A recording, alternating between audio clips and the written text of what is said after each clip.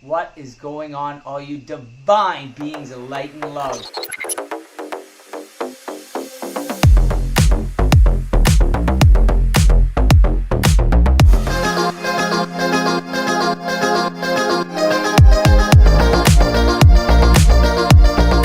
It is another beautiful day in paradise, and I have made it down to Costa Rica for the second annual Jesus Experiment.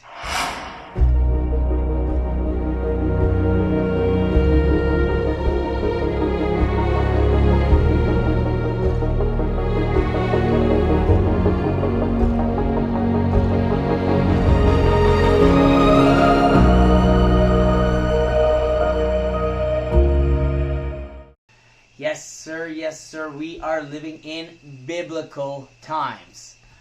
What does that mean? What does that mean? Well, could possibly be the time of Revelation, the fabled end of the world, if you will, if that is your belief. I don't personally see it that way.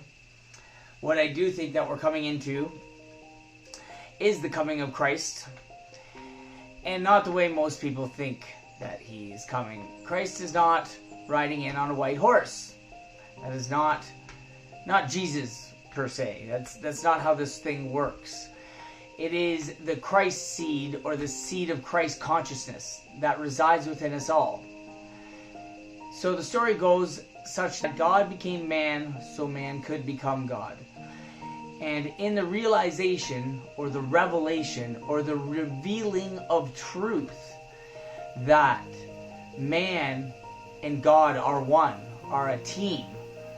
And in fact, all your power for creation and life and everything you can imagine comes from the God within you. That is the turning point for humanity.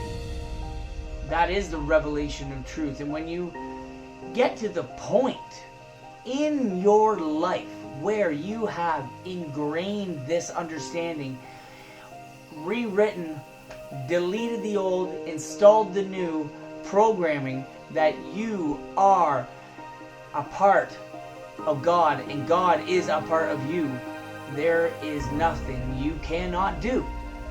And that is where we are today. The revealing of Christ consciousness within us all. Some of us are far along enough on our journeys to actually embody this work and to take it to the next level, and some people are not. And it is easy to see who and where people are in their journey, and it doesn't mean that they're any less of a human than you or I or anyone else for that matter. They just need some more time in 3D and third density reality to acquire enough wisdom from life's lived and to get to the point where they are ready to ascend to the Christ consciousness as well. Now, I'm not saying that I am ascended to the Christ consciousness. Let's not take that out of context. I do personally believe I'm well underway. I am in service to others. My mind is on bettering humanity at all times, which is why I'm here doing this Jesus Experiment. So why am I calling this the Jesus Experiment? Well, for one, Jesus, as I will probably get labeled as a blasphemer for saying this, was not the only Son of God. Now, what do I mean by that? Surely he was a Son of God. And surely we all are. Jesus was the first of many to come. He came to break path. He left footsteps to follow so that the rest of us could follow in his footsteps. And in fact, he even quoted saying, "You will do all these works and far greater." And if I had been adequately prepared, I would have looked up the exact location of that quote in one of the four Gospels. I think a couple of them quote it: Matthew, Mark, Luke, or John. But the point being is that he was telling us that we have the same abilities that he had. And we have them laying dormant within us when we learn to utilize our consciousness as the unbelievably powerful tool, the supercomputer of God, if you will. And when you learn to use this device, you have immense power to do good things in this, not only world that we live in here, but in our galaxy and beyond. People don't even have a clue what is possible, but we will see over the coming years. And certainly I hope to be at the forefront of showing. So the Jesus Experiment, now I've labeled this one as the second annual because this is my second attempt. The Jesus Experiment will be an annual thing where I'm sure small groups at first, but eventually, hopefully larger groups, will come down to Mexico in the years to come. And we will host a fasting retreat somewhere off the coast in the mountains of Mexico where we can have access to pure spring water.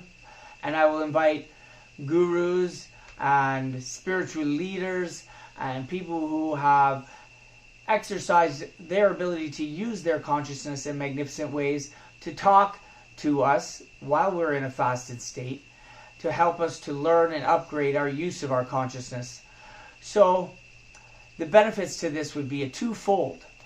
Not only would you cleanse your body, which is the temple of God, where your Holy Spirit and your true essence resides, you would also get to do some deep foundational reprogramming of your subconscious limiting beliefs, where you think that you are not God and you think that you are incapable of so many acts of greatness, such as the type that Jesus Christ performed.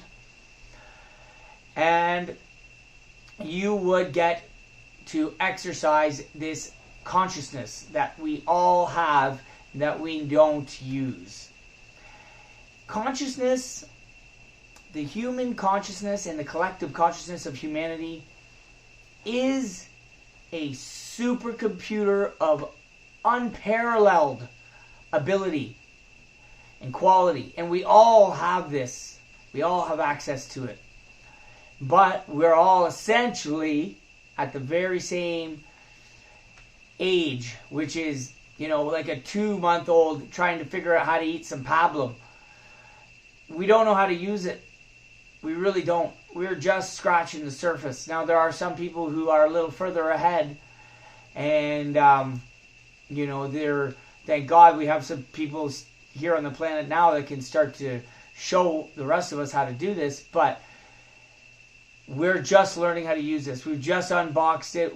It has so many features and bells and whistles. We just don't know how to use the thing. But the good news is, as our star system on all the planets and moons and life forms within it ascend into a new energy frequency within our galaxy, we have a greater access to this new supercomputer than we ever had before. And through the process of fasting, cleansing the body, and allowing yourself to be upgraded by these new energies, we will have access and the ability to live longer and use this new tool to do good things. So, the Jesus Experiment will be an annual festival of consciousness where people come together to support each other in a new way of life, to bless the earth in group meditations and clean living, to learn about how to sustain a Christ consciousness and how to live their best life and how to cleanse their body, of course.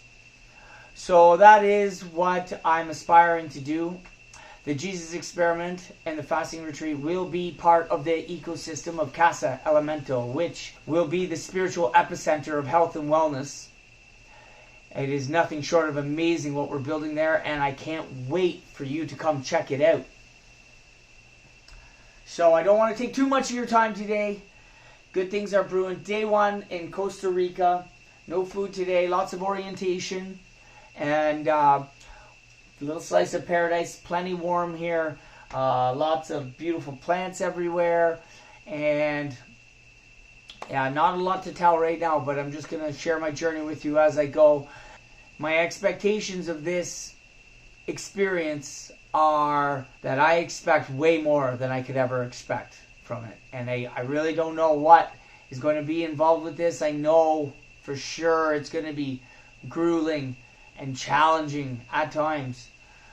But I plan to walk the walk as an example for others. And I'm going to be soaking in some sunlight and doing some deep breathing and a lot of meditating and reading of spiritual texts. And as the added benefit of this entire experience, my body's going to operate at a level of efficiency that it was designed to operate at, but has been dumbed down with various additives that I've polluted myself with, be that the medicinal, how do I say this best, medicinal procedures that were the best known and best available to us at the time to prevent further illness, which are no longer needed. And also just my previous lifestyle as a full-blown drug addict and wild man. So I've turned the corner, and there are many of us out here who have turned the corner. I see them all the time, hear from them all the time, people who have turned their life around, and it's because of the great human ability and the heart of the human that we can do this, and our ability to change and upgrade and redefine our understanding of God, both within us and without us. So on that note, I'll leave you today. I love you. God bless you. We'll be talking soon.